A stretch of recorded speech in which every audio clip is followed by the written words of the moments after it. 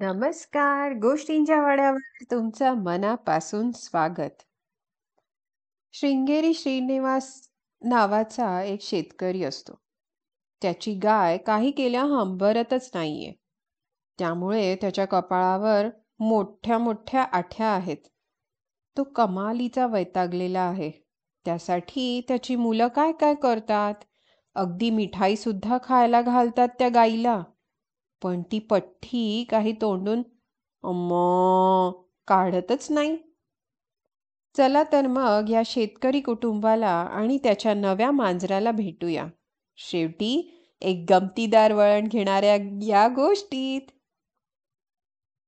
शृंगेरी श्रीनिवास याची गाय हंबरणार का? ही गोष्ट लिहिली आहे रोहिणी निलेकणी यांनी. चित्र काढली आहे अँजी आणि उपेश यांनी. मराठी अनुवाद केला आहे मुकुंद टाकसाळे यांनी.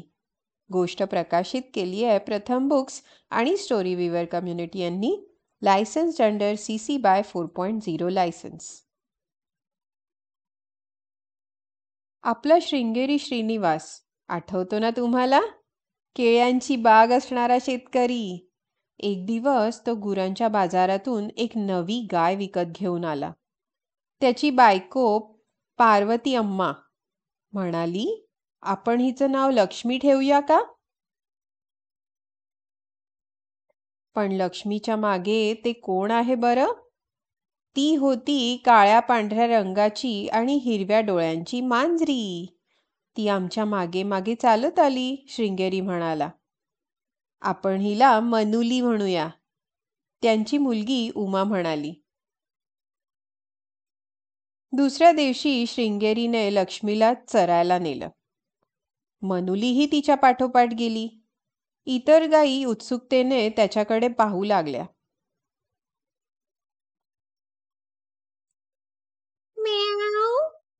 मनुली हळूच आवाजात त्या गायींना म्हणाली.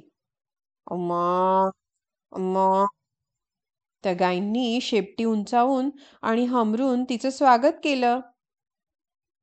संध्याकाळी गायींच्या धारा काढण्याची वेळ झाली. इतर सगळ्या गायींपेक्षा कितीतरी जास्त दूध लक्ष्मीने दिलं. त्यामुळे शृंगेरी एकदम खुश झाला. शाब्बास लक्ष्मी, तो तिला गोंजारत म्हणाला. अचानक लक्ष्मी आनंदाने ओरडली.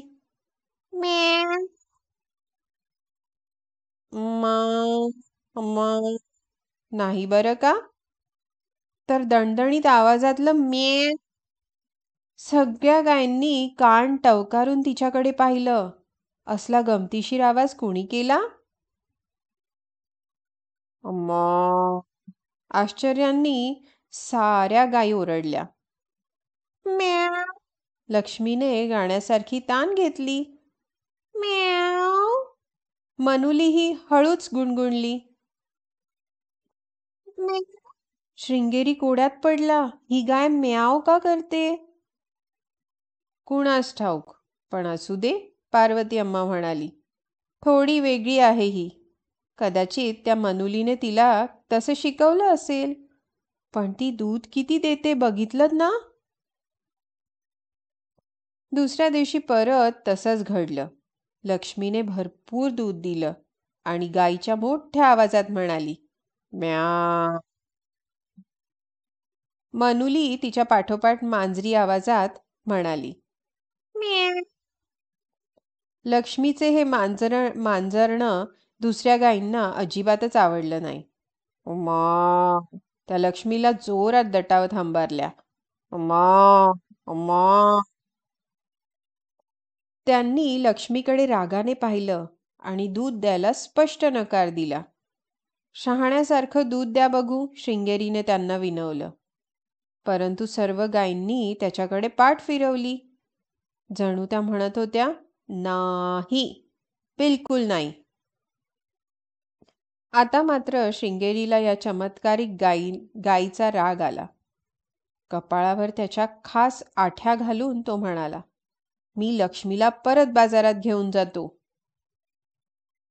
पण ती किती गोड दूध देते ते तरी बघा, पार्वती अम्मा म्हणाली. राहू द्या तिला आपल्याकडे. मग तिला उद्यापर्यंत हम्मा ओरडायला शिकव. नाहीतर तिला इथून जावंच लागेल. श्रींगेरी गुरकावला. पार्वताम्मा आणि मुलं दुसरा अख्खा दिवस लक्ष्मीला अम्मा अम्मा म्हणायला शिकवत होत्या. त्यांनी श्रींगेरी श्रीनिवासचा नवा मोबाईल फोन घेतला. गाईच्या अम्मा ओरडण्याचे बरेच व्हिडिओ त्यांनी लक्ष्मीला दाखवले. शिवाय स्वतःही अम्मा असं ओरडून दाखवत शिकवलं. अखेर त्यांनी लक्ष्मीची आरती सुद्धा केली. तिला प्रसादाचा गोड घास भरवला.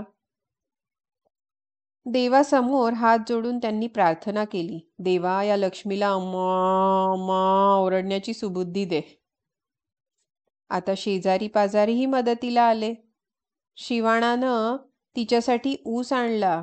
शंकरनं तिच्यासाठी भात आणला. सगळेजण विनंती करू लागले, लक्ष्मी अम्मा म्हण अम्मा.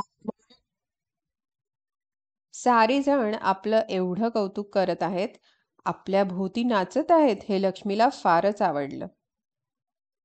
तिने खुशीत येऊन त्या दिवशी नेहमीपेक्षा जास्तच दूध दिलं आणि नंतर ती नेहमीपेक्षा जोरदार आवाजात म्याव करून ओरडली. आता हिला उद्याच परत घेऊन जातो, श्रींगेरीने गर्जना केली. मूर्ख कुठची. नंतर श्रींगेरीच्या थोरल्या मुलाला म्हणजे शिवाला एक कल्पना सुचली.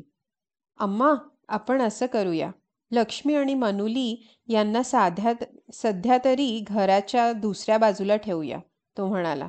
म्हणजे लक्ष्मीने कितीही जोरात म्याव केलं तरी आपल्या इतर गायींना ते ऐकूच जाणार नाही. मग त्यांनी लक्ष्मीला नव्या ठिकाणी हलवलं. तिथेच मनुलीची टोपली ठेवली. एकदा लक्ष्मी तिथे नाही हे पाहिल्यावर इतर गायींनीही पुन्हा पहिल्यासारखं दूध द्यायला सुरुवात केली. मनुली आता खुशाल इकडे तिकडे बागडायची. तिची आता तिथल्या सगळ्याच गायींशी मैत्री झाली होती. आता श्रींगेरीच्या म्याव करणाऱ्या गायींना बघायला कुठून कुठून लोक येऊ लागले. तिच्या गोड दुधाची चव चाखण्यासाठी ते आनंदाने जास्त पैसे मोजायचे. श्रींगेरीचा तो खास केळ्याचा हलवाही आता मोठ्या प्रमाणावर खपू लागला. आता श्रींगेरीच्या कपाळावरच्या आठ्या कुठल्या कुठे पळून गेल्या. त्याला या जगावेगळ्या गायीचा चांगलाच लळा लागला. आता इतर गायींनाही लक्ष्मीशी दोस्ती करावीशी वाटू लागली. एका संध्याकाळी घरातले सारेजण टीव्ही पाहत बसले होते. अचानक मनुली ओरडली, अम्मा. मनुली म्याव म्हणत नव्हती, तर ती चक्क आपल्या नाजूक मांजरी आवाजात ओरडत होती, अम्मा अम्मा. गाईसारखी शेपटी हलवणाऱ्या मनुलीकडे घरातले प्रत्येकजण आश्चर्याने पाहू लागला. अम्मा. आता श्रींगेरीने पुन्हा वैतागला आणि ओरडला, आता हे मांजरं हम्मा का म्हणायला लागलं. का बरं, पण ती तर एक वेगळीच गोष्ट आहे.